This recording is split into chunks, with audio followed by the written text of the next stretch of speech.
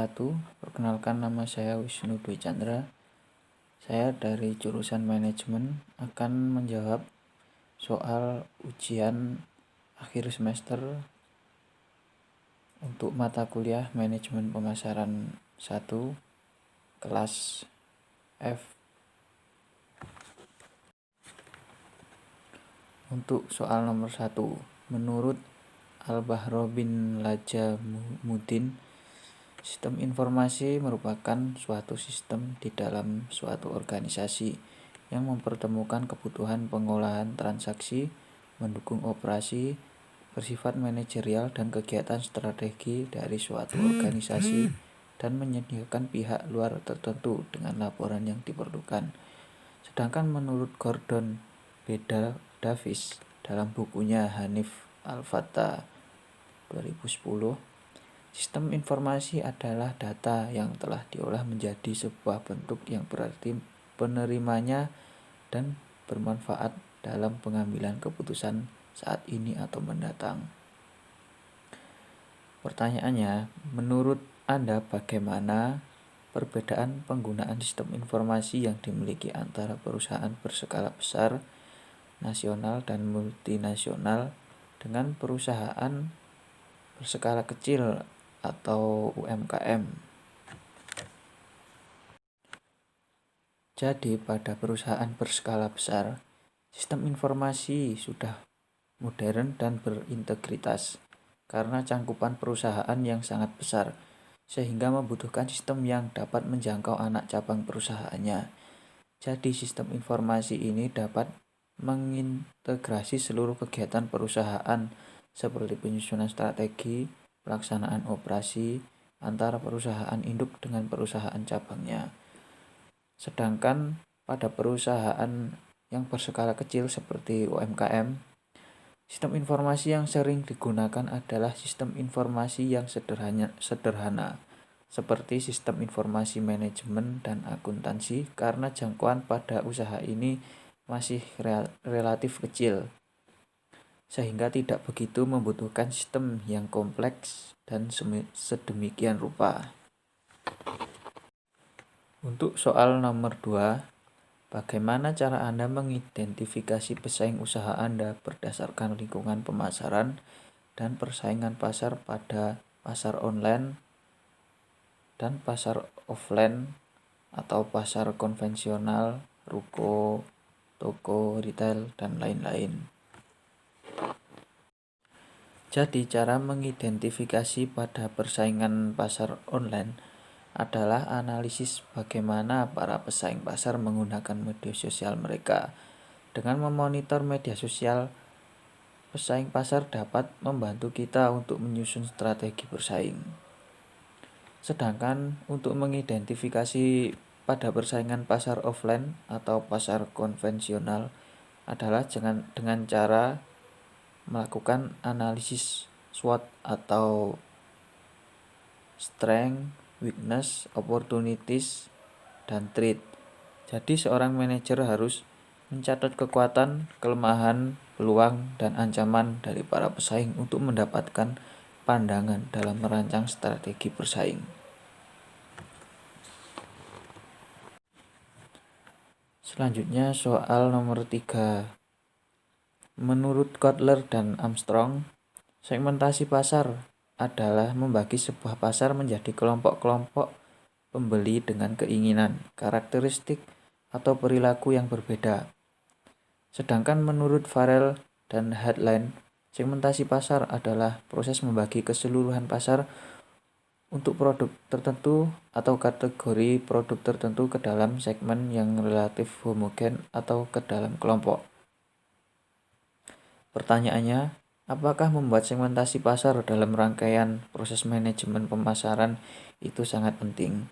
Sejauh manakah kepentingan dari pembentukan segmentasi dan target pasar? Untuk pengertian segmentasi pasar sendiri adalah proses pengidentifikasian dan menganalisis para pembeli di pasar produk atau menganalisis perbedaan antara pembeli di pasar. Jadi, melakukan Riset untuk menentukan segmentasi pasar merupakan hal yang sangat penting agar bisnis bisa berjalan dengan lancar. Ketika segmen pasar sudah berhasil ditemukan, proses pemasaran produk akan menjadi lebih mudah dan lancar. Tentu saja hal ini akan berpengaruh ke proses penjualan produk.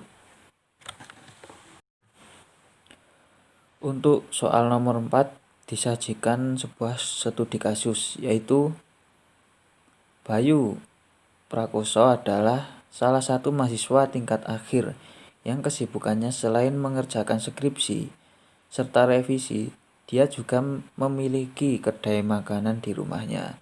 Kedai didirikan oleh ayahnya dan dibangun sekitar 1 bulan yang lalu. Bayu merasa dia mampu untuk memasarkan dan membuat penjualan di kedai makanan ini meningkat. Namun, Bayu Prakoso masih bingung langkah awal yang harus dilakukan dalam memasarkan produknya. Menu yang ditawarkan juga masih terbilang sederhana atau hanya berbasis ayam. Namun, Bayu yakin ini akan laris manis karena menu yang dibuat langsung oleh ibunya dengan resep turun-temurun.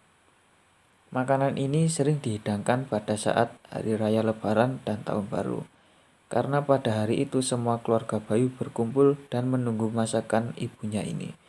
Keinginan ini semakin diperkuat karena keluarga Bayu memiliki kandang ayam sendiri yang jumlah ayamnya ada puluhan. Oleh karena itu, terkadang ibu Bayu menjual ayam tersebut pada tetangga. Ayam yang diternak oleh Bayu terjamin kualitas dagingnya karena ayah dan ibu Bayu selalu rutin memberi makan, minum, dan vitamin pada ayam-ayam tersebut. Latar belakang itulah yang membuat Bayu untuk menjual masakan ibunya itu berbasis ayam yang dijamin kelezatannya.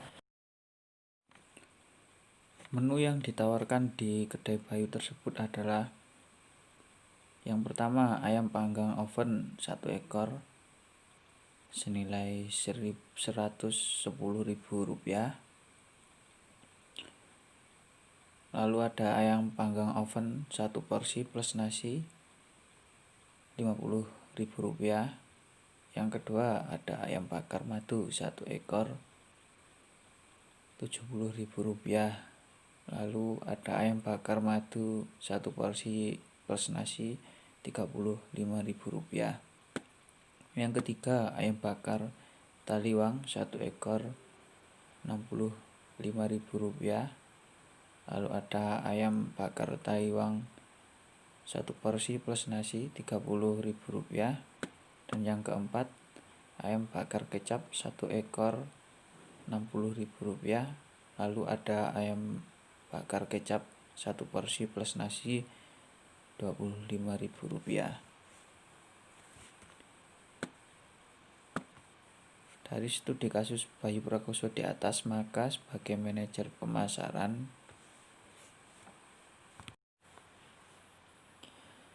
pertanyaannya, dari studi kasus tersebut, maka sebagai manajer pemasaran, langkah pertama apa yang harus dilakukan dalam memasarkan produk kedai Bayu ini?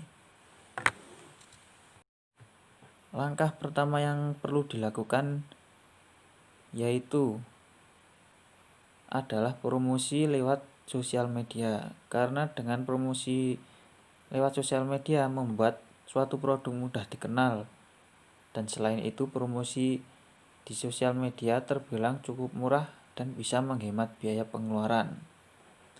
Dan selanjutnya hal yang harus dilakukan untuk menarik pelanggan adalah melakukan promo atau potongan harga sehingga para pembeli akan tertarik untuk membeli makanan tersebut dan bisa merasakan kualitas dari masakan yang disajikan di kedai Bayu tersebut.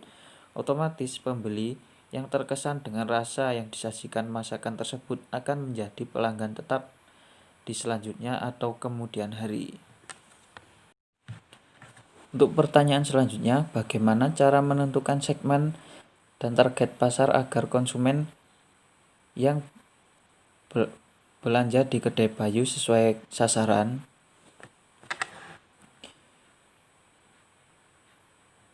yaitu berkomunikasi dengan pelanggan secara langsung. Untuk meyakinkan produk yang dimiliki, Bayu bisa terjun ke lapangan untuk menemui para pelanggan. Dengan bertanya kepada pelanggan, Bayu akan mengetahui keinginan mereka dan bagaimana apakah telah memenuhi keinginan mereka saat ini. Dengan begitu, Bayu akan mengetahui apakah konsumen yang datang ke kedainya sudah sesuai sasaran atau belum. Untuk pertanyaan yang terakhir, apa dan bagaimana saran untuk Bayu dalam menjalankan kedai ini ke depannya? Untuk kedepannya, Bayu harus selalu menjaga kualitas masakan dari kedainya serta menjaga konsistensi rasa dari masakan tersebut. Hal ini wajib dilakukan karena untuk mencegah timbulnya kekecewaan para konsumen yang sudah menjadi pelanggan tetap di kedai Bayu tersebut.